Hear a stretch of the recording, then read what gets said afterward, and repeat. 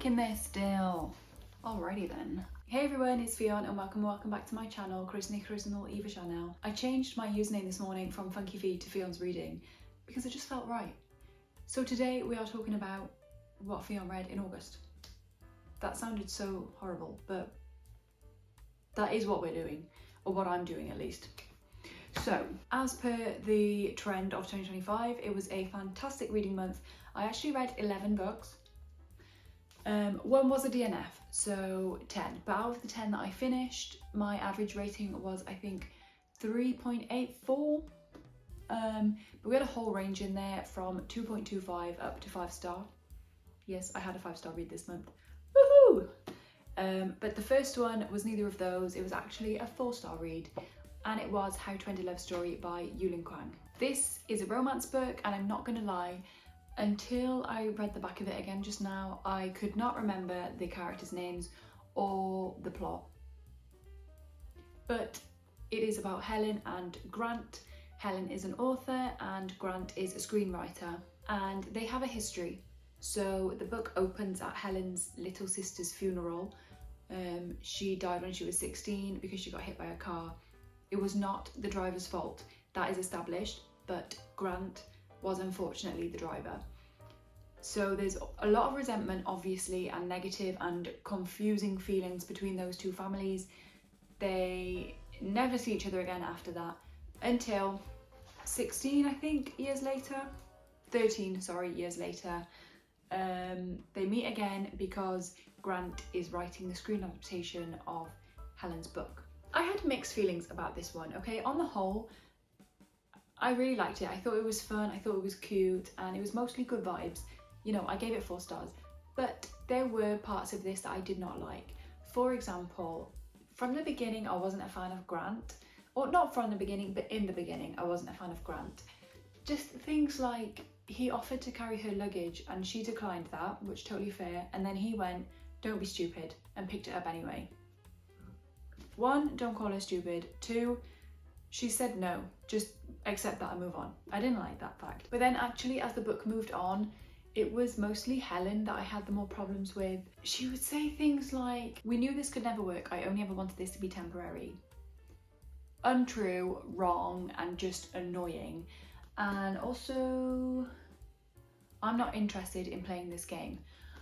She was the one playing the game though, like she was the one messing, and I found that really annoying. But then similarly, I don't know, one of the things that he said to her was, "Don't cheapen this, don't," yeah, that was it, "Don't do this, don't cheapen this." And when I read that line, I was like, yeah, that's exactly what she's doing. And it's annoying because, okay, it's messy from their past, but they cannot deny their attraction and their feelings for one another, and they just continue to grow throughout the book. Just don't make it out to be nothing when it's something. I don't know, there was a lack of communication that I didn't like, and a lack of acknowledgement of feelings, even scary feelings. We all have them, like, let's work through them. Come on, you can do this, girl. I just didn't love everything about it. I did like the spice in this. I think that Yulin Kwang writes spice really well, but it lasted for such a long time, like pages and pages. Not necessary. On the whole though, a pretty good romance book, which, like I said, 5 million times 2. I gave 4 stars. I then used that book to start off my next scavenger hunt vlog, and the book I landed on, First Time Caller by B.K. Borison. Swoon! I loved this book, and I can't talk about it enough now. I just can't sing its praises high enough.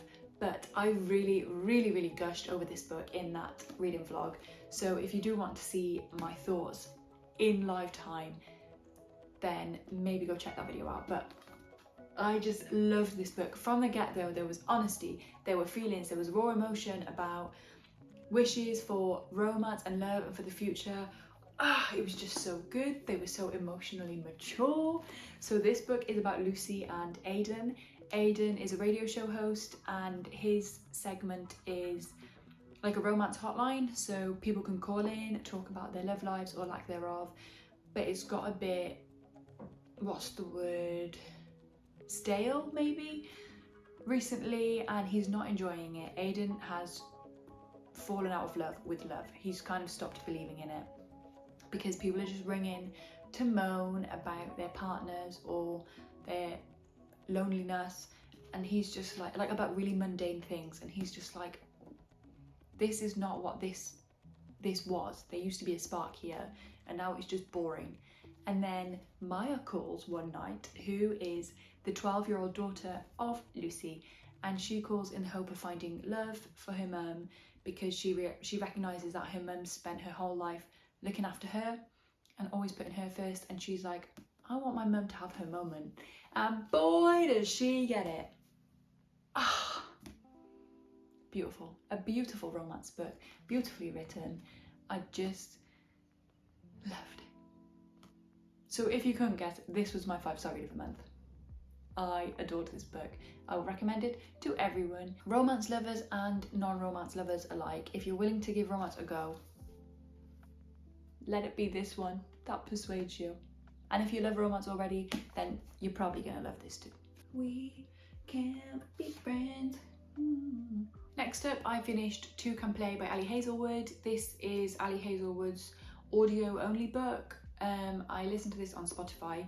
It's only about 4 or 5 hours long, and honestly, if it had been longer, I probably would have DNF'd it. This just was not for me. I found the dialogue between the two main characters so awkward and unnatural. I didn't like it, and I didn't love the narration either. I feel like if you're going to do an accent in a book, in this case it was an American narrator trying to do a British accent, you just can't put that in unless you're going to absolutely nail it.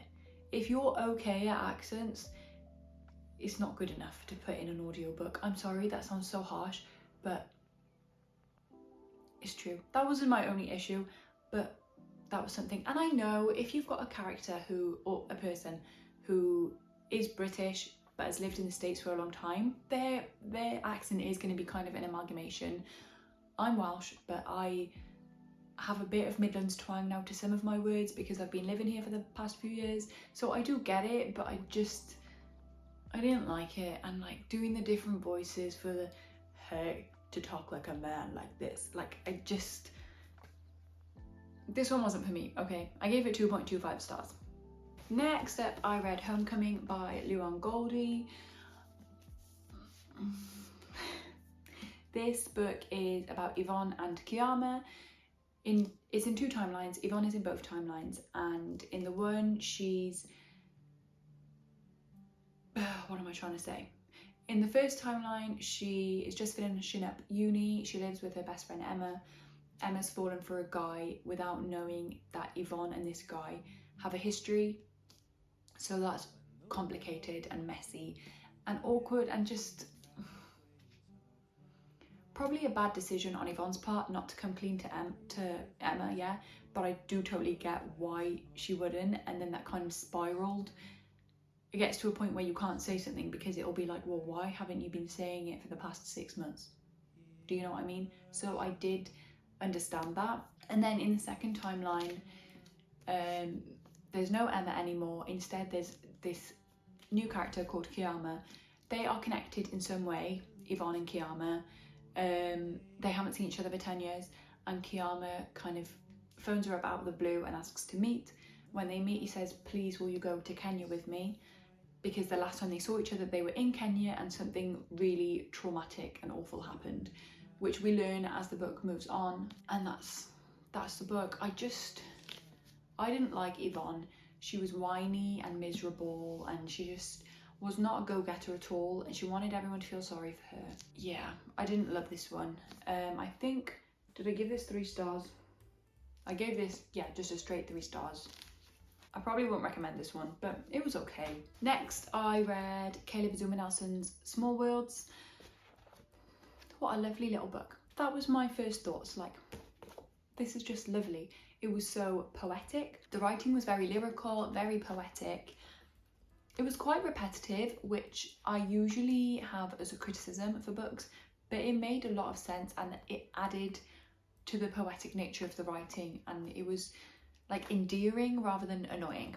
I really like this one. Stephen, our main character, He is 18, he's just finished up school and he's headed to university. And he's trying to figure out who he is and what he wants out of life. He keeps coming back to this one person, Dell, who's his best friend throughout school. There's a bit of a romance between them, and their lives just kind of keep going like this. Like they keep meeting, moving apart, coming back together, apart together, apart together. The way that he sees the world is so romantic. Like I think that was my like initial thoughts. Stephen's view of the world is so romantic. He just sees everything in such a lovely and positive way. That does change a little bit as the book moves on, and he finds himself in a bit of a funk about life and who he is. The first part was definitely my favourite, but this was a lovely book. I think I gave it 3.75 stars, but I did toy with a 4-star rating. It was lovely. It really was. I feel like it's gone really dark in here, so I do apologise about that if it's awful. With the shadows earlier, you could really see my frizz up here. I don't know if that's still the case, but I just am frizzy today. That's just how it is. Anyway, next up I read Notes on an Execution by Danica Kafka. This was my poll winner for the month, I believe, and I'm so glad it was. I really liked this one. It is not about, but it is surrounding Ansel, who is a murderer, and he's on death row. He's waiting to be executed. So we're following the countdown of the days and hours. Oh, well, actually it starts when he's 12 hours out from his execution. We're watching the clock tick down on that. But the book is not about Ansel. The book is about the women in his story, the women whose lives he destroyed, whether that be his actual victims or their loved ones. One of the storylines follows his mother. Then we have one of his romantic partners, his victims, one of them is his victim's sister. And I just love that it is centred around the women of this story, not the man at the centre of it. And something that I really picked up on at the end is that they go to a vigil for his victims, but one of the characters says something like, yeah, it's lovely that we're here celebrating these women and mourning them, but the women are not the reason that this has been able to happen. It's because of Ansel, it's because of the man and society's fascination with murderers and how someone could do something like this, which is obviously not always a man, but in this context it was. And she was saying like, yeah, it's great that we're here celebrating the women, we're only here because of a man. And unfortunately, society, other than the actual loved ones and people who were connected to the victims, the world does not care about the women. They care about this intriguing, fascinating man who was able to commit such horrendous crimes. And I thought that was such a really valid point. That was a horrible sentence, but you get my point. That was just so powerful. It was really powerful, and it was so well put together. I really liked this one. I would recommend it as an interesting and kind of literary fiction mystery thriller kind of a book. Yeah, kind of a hybrid of those. I liked this one. I gave it 4 stars. Did I? I gave it 4.25 stars. Next up, I read another great romance, Out on a Limb by Hannah Bonham Young. This book is about Win and Beau, who have a one-night stand, and then that results in pregnancy, which they decide to keep. So Win and Beau end up moving in together for a variety of reasons, including financial, convenience, and then some more personal reasons that we find out as the story goes on. Obviously, they fall in love. It was wonderful. I really liked this one, and especially at the end. I cried in public when this book finished. It was really great. It was so powerful. And wait, is powerful the right word? Well, yeah, I think it is actually. So the title is so smart, Out on a Limb, because you may be able to see that Beau has a prosthetic leg. I think his is the result of an amputation following an accident, whereas Win, you can't see it as well, but she has a limb difference on her right hand, which was congenital. She was born with that. So two very different dynamics of limb differences, but they both have a limb difference, so they can understand each other in a way that just the vast majority of people just don't get. Even their most supported members of their networks, did I say supported? I meant supportive. Members of their networks can't understand it in the way that each other can understand each other. And that was really special. And then they had conversations about their baby before the baby was born. Is the baby going to have a limb difference because Win was born with her, so will her baby be born with a limb difference? And how would that make them feel? What's the situation? And it was really moving and powerful in that way. And the romance was just wonderful. I really liked this one. Yeah. And I gave this one 4.5 stars. Next up, I read The Miseducation of Evie Epworth by Matson Taylor. This is a book about Evie. She's 16 years old in 1962 in, I think, Surrey. No, totally wrong. East Yorkshire.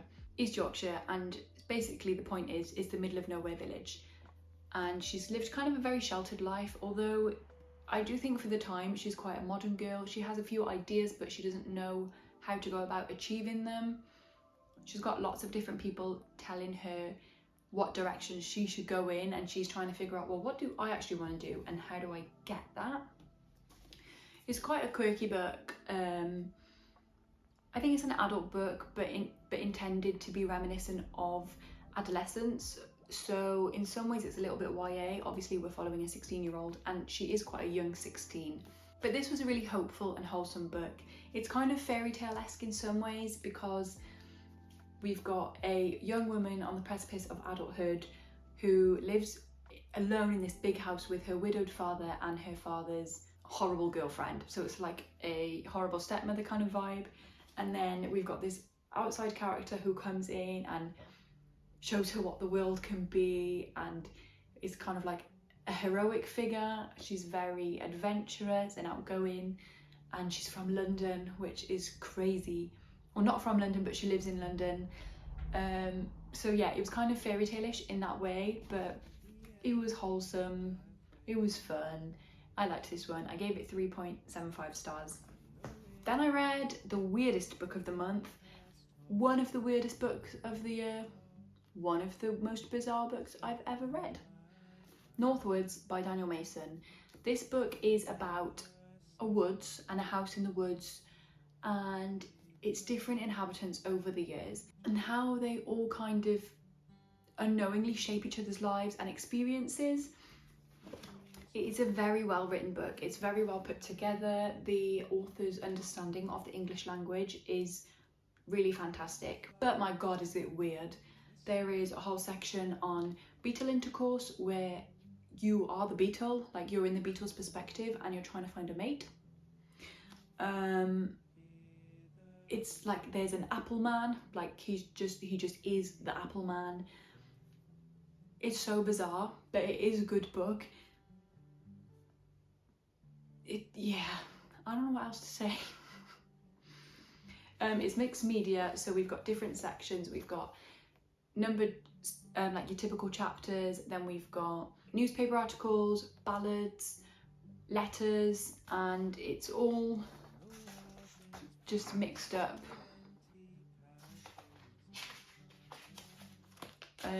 It's a really unique book. It's definitely not going to be for everyone, and I don't know if it was for me. I'm still not sure, but I'm glad I read it, and I gave this one 3.75 stars as well. Now, this was a pretty romance heavy month for me. 4 romance books. I'm about to talk about the 4th one. The 3 so far, obviously we had a 4-star, a 5-star and a 4.5 star, so really good going. Then we had a DNF. The Love Wager by Lynn Painter. This just wasn't for me. I DNF'd at about 170, which is I think just over halfway. From the beginning I wasn't really enjoying it, and then more stuff kept happening, and then one of the plot points happened, a new trope got introduced, and I was just like, yeah, no, that's not for me. Unfortunately, I just found the characters so childish. Like, this is an adult book, but they were so immature. And like, for example, we've got the two main characters. What are their names? Hallie and Jack. And they're both trying to find love. They've got a wager to find love. Who can find love first? So they're all going on all these dates. Hallie finds someone that she actually quite likes, books a table for like a meal together for a date, and then Jack, out of jealousy, phones the restaurant pretending to be one of them and cancels the reservation. So then they rock up and they're like, no, you don't have a table booked here. So childish and jealous.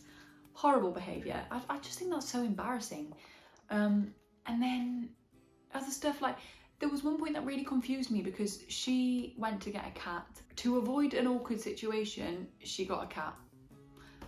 When she went to collect this cat, her and Jack were meant to be going together, but then the plot just seemed to change, where she was then going with her date instead. I feel like that change just happened so that Jack could sabotage that as well. And I did go back and try to figure out if I missed something where they changed the plans, but I don't think they did, so I was confused by that. It just wasn't for me, this one. And that brings us to the end of my month of reading of August. Thank you so much for watching. I hope you had a great reading month, and I will see you next time. Bye! Totally forgot I had one last book of the month and packed up all my stuff. But yes, my final read of the month was How to Disappear by Julia McAllister. This is a thriller book, and I honestly don't want to say anything more than we've got a 14-year-old girl who, what's her name? Zara, witnesses a murder and then testifies in court, and people do not like that, and she ends up in witness protection. And I feel like unless you have any specific triggers that sound like they might be triggered from that, go into this blind and just read it. This was so grippy. It was a real page... Gripping. It was a real page turner. It was really fast paced. I read this in a whole day. I probably wouldn't have typically, but I was doing a 24-hour readathon. So yeah, but this was a great book to choose for that because it was a page turner. It was twisty, it was turny, it was exciting, fast paced. I really enjoyed this one. I gave it 4 stars, I think. Yeah, I gave this 4 stars, and I would really recommend this if you like thrillers.